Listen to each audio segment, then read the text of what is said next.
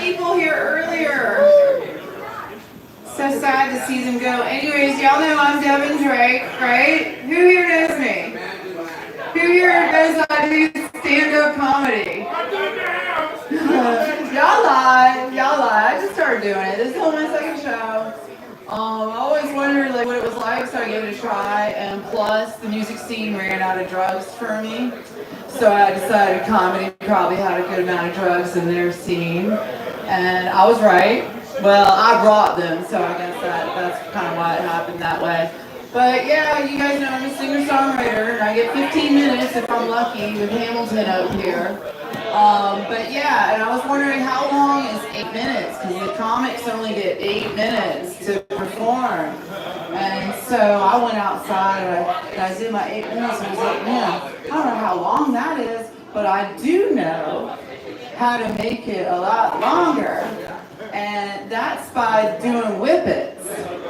And so I was going to bring a tank here, but I wanted to get a head count of who wants to party with me the next time I come and do this. And I'll just bring whippets, and we can just kill 8 minutes together, and y'all don't even have to listen to me, right? So next time we're going to party.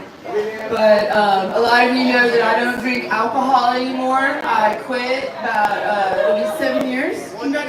Oh, fantastic. I think I'm about 7 years on Christmas Eve. We all know, right? I quit cold turkey. However, all of you know it's hard for me to say I'm sober because there's terms like California sober. Does anybody say that? California. They still smoke weed, maybe do some mushrooms. Well, I'm what you call like New York Alley in the 1970s behind CBGB's sober.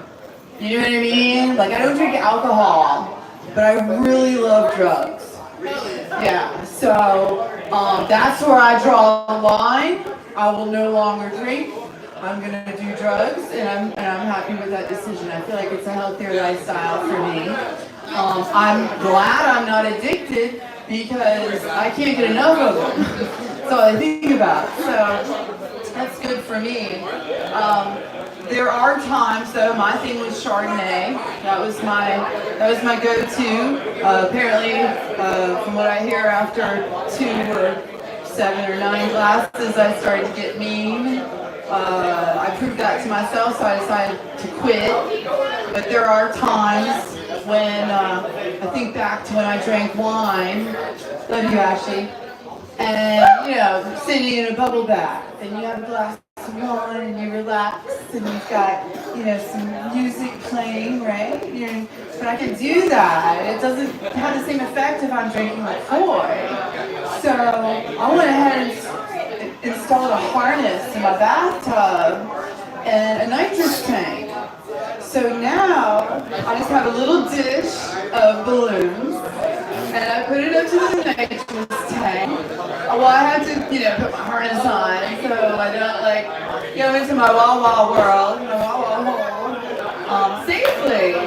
So I got the candles going, the music maybe plays, I don't know, who cares? I'm in my wah-wah hole. And so that's how I kicked it. But that's not the but there are other hurdles. Like when I go out to lunch with my girlfriends, hey girlfriends, where you at? I see you. I go out to lunch with my girlfriends, and we used to split a bottle of wine, or I would drink the whole bottle by myself. And that was kind of expensive, and I'd have a half salad and get together. But now when I get together with my girlfriends and they eat their hors d'oeuvres, I just have bumps of cocaine because I can't drink, and when I do cocaine, I don't want to eat, and I can still be part of the conversation. You know what I mean? I have something to keep my hands busy. So that way, I feel like I'm solving problems across the board. I'm saving money. I'm staying fit by not eating. Everybody knows that's how you do it. So there's that. And then the next obstacle, I guess, if you want to call it that, is if I ever want to curl up on the couch with a glass of wine and a good book, you know. I'm not gonna lie, I just kind of pretend and flip through the pages and take forever to see if I want to read, but still, cuddled up on the couch, stress-free.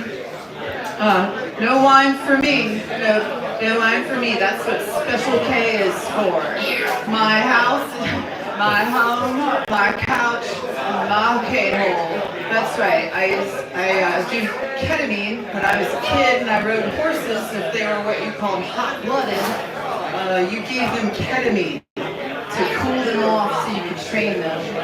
Anyways, so that's how I'm able to remain New York sober. I will say, I have nothing but love for you fine people, how you enjoy your alcohol like grown-ass women or grown-ass adults. I am not saying don't drink. Please tip Claire generously. I'm going to play a song for her in just a second. I am saying, people, listen up.